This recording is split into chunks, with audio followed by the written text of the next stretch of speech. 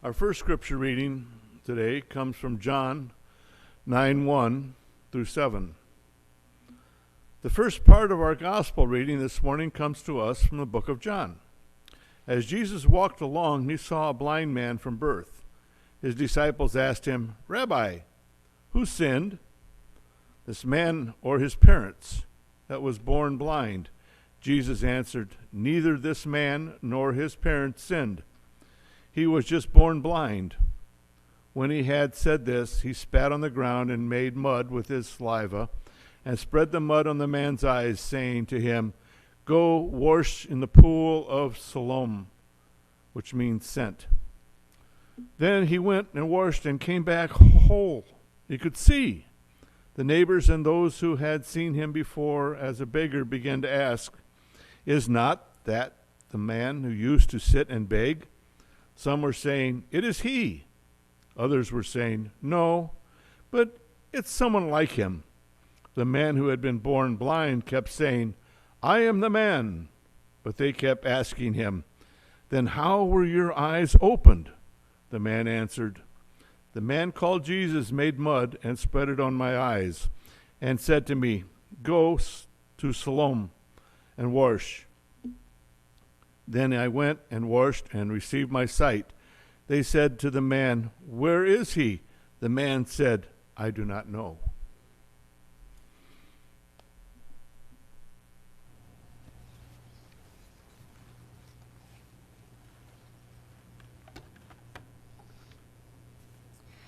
Okay, so I recognize that this is arguably the single least important detail to take away from today's story, but I just have to share the extremely fun fact that the Greek verb here when Jesus spits on the ground is ptuo.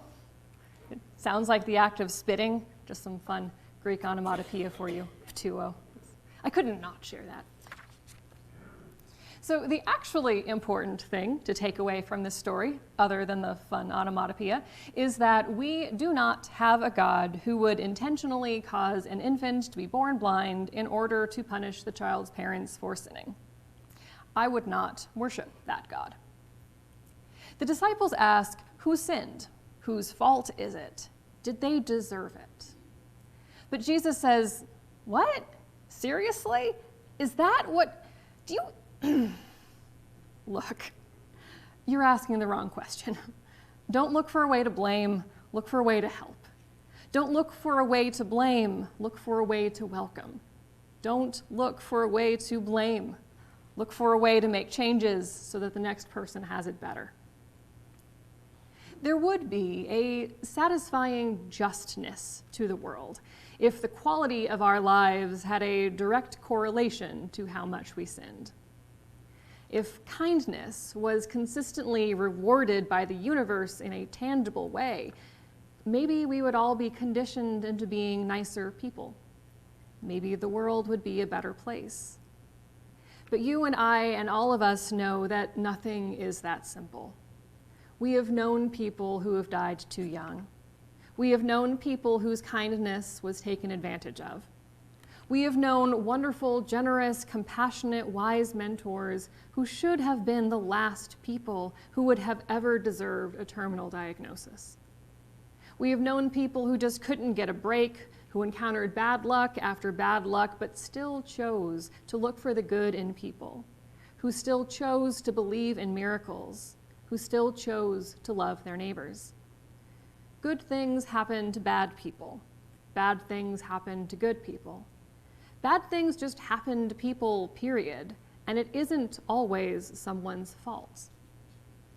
But we want it to be someone's fault. When people hear about a diagnosis of lung cancer, they often ask if the person smoked. When people hear that a woman has been assaulted, they often ask what she was wearing or what kind of bar she was at. When people hear that someone has gotten a particularly nasty computer virus, they might wonder if that person was dumb enough to fall for a scam or if they downloaded something that they shouldn't have. I could go on. You know that I could go on. But my point is that we can't really single out the disciples as ableist jerks for asking whose fault it was that someone was born blind. The instinct to ask that kind of question is still very much present in our society today. We don't want certain things to be random or accidental. We want there to be a reason. See, if there's a reason, if there's a root cause, if somebody did something wrong, then we can quietly breathe a sigh of relief and think to ourselves, well, as long as I avoid that one thing, I'll be fine. I don't have to worry about that sort of thing happening to me. I mean, it sucks for them, but at least it won't happen to me. And so the disciples asked Jesus, why was this man born blind? Is it his parents' fault? Is it his own fault? But I think that line of questioning misses the mark in several ways, because the fact that the man is blind would not have been as much of a barrier in his life if it weren't for the fact that he lives in a community that has never looked at him closely enough to recognize him in a crowd. The fact that he is blind has made them so uncomfortable that they've just turned away from the beggar on the street. They might have tossed him a coin or two when they could, but then just gone on their way.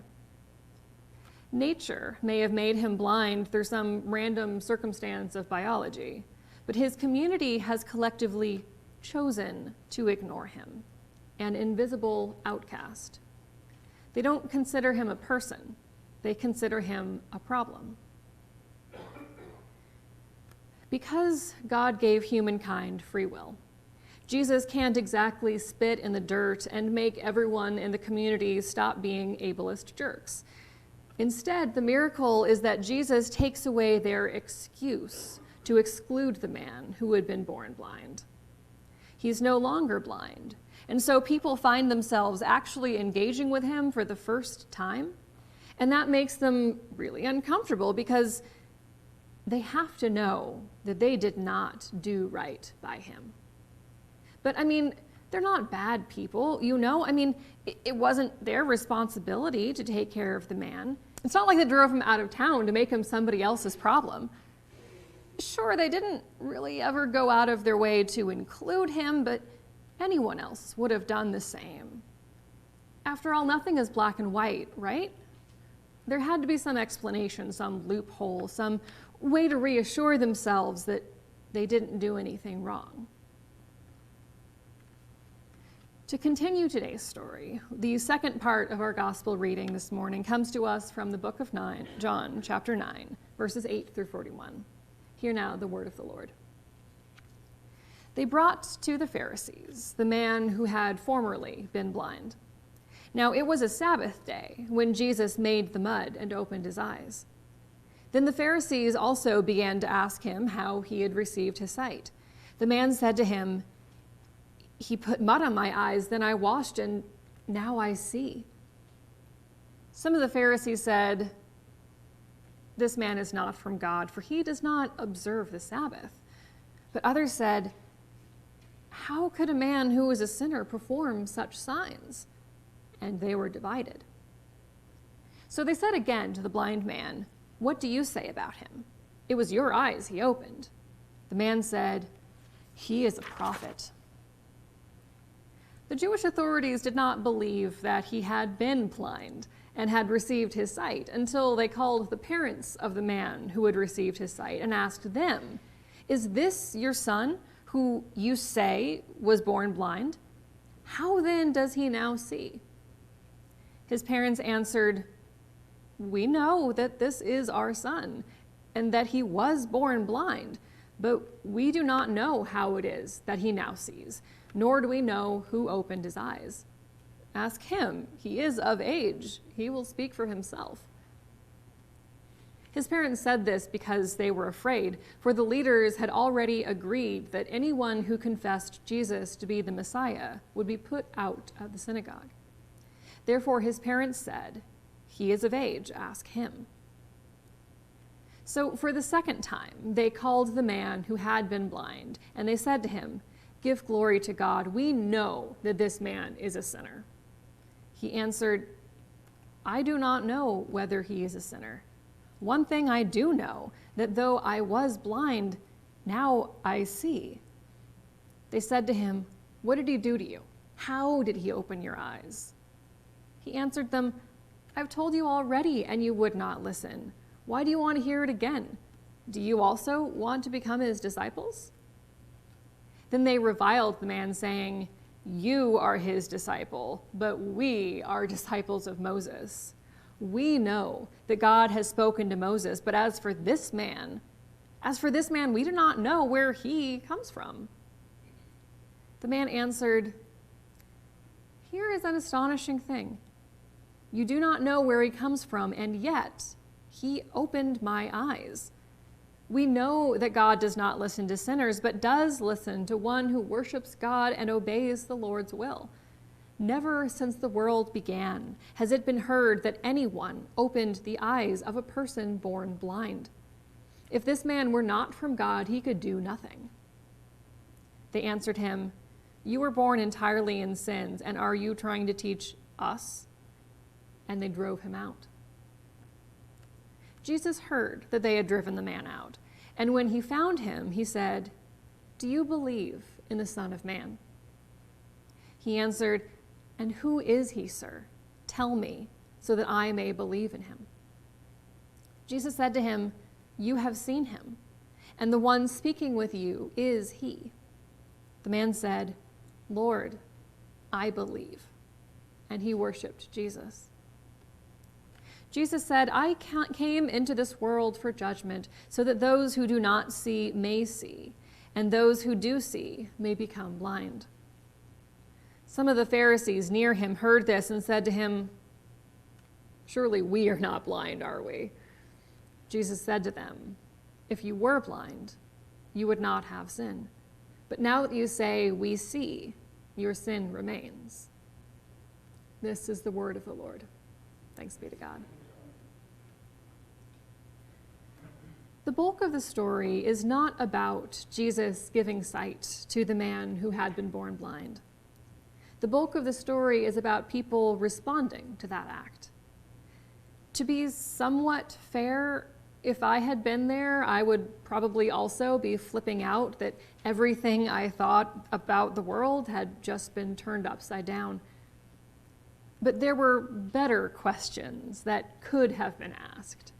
Instead of grilling the man with, "Are you sure that you were born blind? Can your parents confirm this? Can you explain exactly how it was that you were given sight?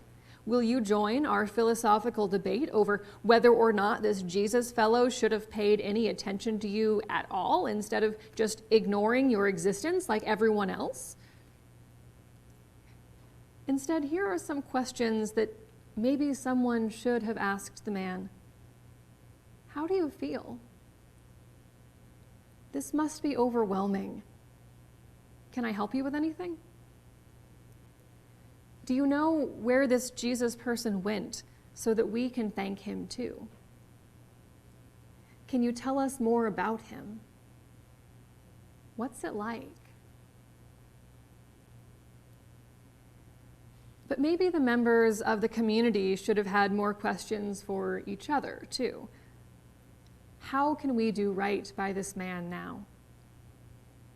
Why aren't we just happy for him? Are we envious that his life was transformed, but ours weren't? Is a miracle more important than strictly keeping a Sabbath? Why are we so afraid of anything changing? Is there anyone else in our community whom we've kind of just chosen to forget? Who else aren't we listening to?